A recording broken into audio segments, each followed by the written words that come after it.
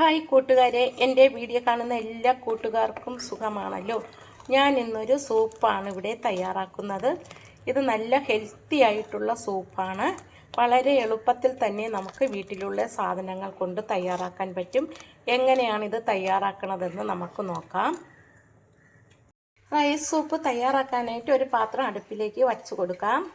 അതിലേക്ക് നമുക്ക് 1 സ്പൂൺ നെയ്യ് ഒഴിച്ചു കൊടുക്കാം. അതിലേക്ക് 1 സ്പൂൺ വെളുത്തുള്ളി ചതച്ചത് ചേർത്ത് കൊടുക്കാം. 1 സ്പൂൺ ചെറിയ ഉള്ളി ചതച്ചത് ഇട്ട് കൊടുക്കാം. ഇഞ്ചി ചതച്ചത് 1/2 സ്പൂൺ ചേർത്ത് കൊടുക്കാം. എന്നിട്ട് ഇതൊന്ന് ഇളക്കി കൊടുക്കാം. ഇഞ്ചിയുടെയും വെളുത്തുള്ളിയുടെയും ഉള്ളിയുടെയും പച്ചമണമൊക്കെ മാറുന്നത് വരെ ഇതൊന്ന് വഴറ്റി കൊടുക്കാം. ഇതിൻ്റെ പച്ചമണമൊക്കെ ഒന്ന് മാറിയാൽ മതിയാകും. ബ്രൗൺ കളറൊന്നും ആക്കേണ്ട ആവശ്യമില്ല. ഈ ഒരു പരുവം വരെ വഴറ്റിയാൽ മതിയാകും. ഉള്ളിയും വെളുത്തുള്ളിയും ഒക്കെ വഴണ്ടു വന്നു. ഇതിലേക്ക് നമുക്ക് ബീൻസ് അരിഞ്ഞത് ചേർത്ത് കൊടുക്കാം. 1 ബീൻസ് അരിഞ്ഞതാണ് ഞാൻ ഇതിലേക്ക് ചേർത്ത് കൊടുത്തത്. അത് ഒന്ന് വഴറ്റി കൊടുക്കാം. പകുതി ക്യാരറ്റ് അരിഞ്ഞത് നമുക്കിതിലേക്ക് ചേർത്ത് കൊടുക്കാം. ചെറിയ കഷ്ണങ്ങളായിട്ടാണ് അരിഞ്ഞത്. ഇത് നമുക്കൊന്ന് ഇളക്കി കൊടുക്കാം. ഇത് ഇളക്കി കൊടുക്കാം. ഇതിലേക്ക് നമുക്ക് ഒരു ചെറിയ സവാള ചെറുതായിട്ട് അരിഞ്ഞത് കൂടി ചേർത്ത് കൊടുക്കാം. ഇതിലേക്ക് നമുക്കിനി പാകത്തിന് ഉപ്പും ചേർത്ത് കൊടുക്കാം. ഉപ്പ് കൂടിപ്പോകരുത്. സൂപ്പിന് കുറച്ച് ഉപ്പ് ഇട്ടാൽ മതിയാകും. ഇതിൽ വേണമെങ്കിൽ വേറെയും പച്ചക്കറികൾ ചേർക്കാം. ഞാനിപ്പോൾ ക്യാരറ്റും ബീൻസും ടൊമാറ്റോയുമാണ് ചേർത്തത്. നിങ്ങൾക്ക് വേണമെങ്കിൽ കോളിഫ്ലവറോ ക്യാപ്സിക്കമോ ഒക്കെ ചേർത്ത് കൊടുക്കാം. ഞാനിപ്പോൾ ഇതിൽ ഇത്രയും മാത്രമേ ചേർത്തിട്ടുള്ളൂ. ഇനി നമുക്ക് ഇതിലേക്ക് കുറച്ച് മുരിങ്ങയില ചെറുതായിട്ട് അരിഞ്ഞത് കൂടി ചേർത്ത് കൊടുക്കാം. മുരിങ്ങയിലയിൽ അയൺ കൂടുതലാണ്. വളരെ നല്ലതാണ് സൂപ്പിലേക്ക് മുരിങ്ങയില കൂടി ചേർത്ത് കൊടുക്കുന്നത്. എന്നിട്ട് നമുക്കിത് ഒന്നുകൂടി ഒന്ന് ഇളക്കി കൊടുക്കാം. ഇപ്പോൾ ഇതെല്ലാം വെന്ത് വരുന്നുണ്ട്. കുറച്ച് സമയം നമുക്കിതൊന്ന് അടച്ച് വയ്ക്കാം. ഇപ്പോൾ ഇത് നന്നായിട്ട് വെന്തു. ഇനി ഞാൻ ഇതിലേക്ക് കുറച്ച് ഉള്ളിയുടെ തണ്ട് അരിഞ്ഞതാണ് ചേർത്ത് കൊടുക്കുന്നത്. ഉള്ളിത്തണ്ട് നിങ്ങളുടെ കയ്യിലുണ്ടെങ്കിൽ ചേർത്താൽ മതിയാകും. അതും കൂടി ഇട്ടിട്ട് നമുക്കിതൊന്ന് ഇളക്കി കൊടുക്കാം. ഇനി നമുക്കിതിലേക്ക് 1/4 സ്പൂൺ മഞ്ഞൾപ്പൊടി ചേർത്ത് കൊടുക്കാം.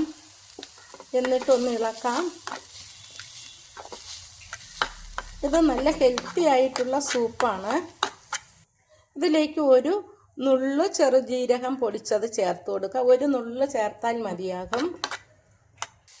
ഇനി നമുക്ക് അതിലേക്ക് ചേർക്കാനായിട്ട് അരി വാർക്കുമ്പോൾ കിട്ടുന്ന കഞ്ഞിവെള്ളമാണ്.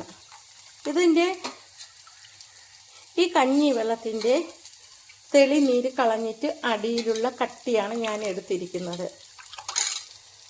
ഇതാകുമ്പോൾ പിന്നെ നമുക്കതിലേക്ക് വേറെ പൊടികളൊന്നും ചേർക്കേണ്ട ആവശ്യമില്ല. കോൺഫ്ലവറും ഗോതമ്പ് പൊടിയും ഒന്നും ചേർക്കേണ്ട. ഇത് വളരെ നല്ലതാണ് ശരീരത്തിന്. സൂപ്പിനുള്ള കൂട്ടെല്ലാം റെഡിയായി കഴിഞ്ഞു. ഇനി നമുക്ക് ആ കഞ്ഞിവെള്ളം അതിലേക്ക് ഒഴിച്ചു കൊടുക്കാം.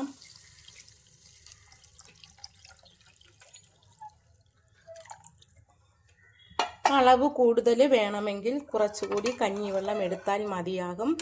അരി വാർക്കുമ്പോൾ നമ്മൾ ആ തെളിനീര് കളഞ്ഞിട്ട് കട്ടിയുള്ളതാണ് ഞാൻ എടുത്തിരിക്കുന്നത്. ഇനി ഇതൊന്ന് തിളയ്ക്കട്ടെ. തിളയ്ക്കുന്നത് വരെ നമുക്കിതൊന്ന് ഇളക്കി കൊടുക്കാം. ഇപ്പോൾ നമ്മുടെ സൂപ്പ് നന്നായിട്ട് തിളച്ച് റെഡിയായി വന്നിട്ടുണ്ട്. നല്ല കൊഴുപ്പോട് കൂടിയ നല്ല സൂപ്പാണ്. ഇതിലേക്ക് നമുക്കിനി ഒരു 1/2 സ്പൂൺ കുരുമുളക് പൊടി ചേർത്ത് കൊടുക്കാം. എരിവിനനുസരിച്ച് ചേർത്താൽ മതിയാകും. 1 നുള്ള് ഗരം മസാല കൂടി ചേർത്ത് കൊടുക്കാം. അപ്പോൾ അതിൻ്റെ സ്വാദ് നല്ലതായി കിട്ടും. ഇത് കുടിക്കുന്നത് വളരെ നല്ലതാണ്. ഹെൽത്തി ആയിട്ടുള്ളതാണ്. മുരിങ്ങയിലയും ക്യാരറ്റും റൈസ് സൂപ്പും എല്ലാം കൂടെ ചേരുമ്പോൾ നല്ലതാണ് ഈ റൈസ് സൂപ്പ്. അരി വടിക്കുന്ന കഞ്ഞി വെള്ളത്തിനാണ് റൈസ് സൂപ്പ് എന്ന് പറയുന്നത്. റൈസ് സൂപ്പിലുണ്ടാക്കിയ ഈ സൂപ്പ് ശരീരത്തിന് നല്ല ഹെൽത്തി ആയിട്ടുള്ളതാണ്. ഇത് തയ്യാറാക്കാനും വളരെ എളുപ്പമാണ്. കുട്ടികൾക്കും മുതിർന്നവർക്കുമൊക്കെ ഇതുപോലെ ഉണ്ടാക്കി കഴിച്ചാൽ ജലദോഷത്തിനൊക്കെ വളരെ നല്ലതാണ്, ഹെൽത്തി ആയിട്ടുള്ളതാണ്. ഞാൻ തയ്യാറാക്കിയ ഈ സൂപ്പ് ഇഷ്ടമായെങ്കിൽ ആദ്യമായി കാണുന്നവരെല്ലാം എൻ്റെ ചാനൽ സബ്സ്ക്രൈബ് ചെയ്യണം. എല്ലാവർക്കും ഒന്ന് ഷെയർ ചെയ്ത് കൊടുക്കണം. Thank you.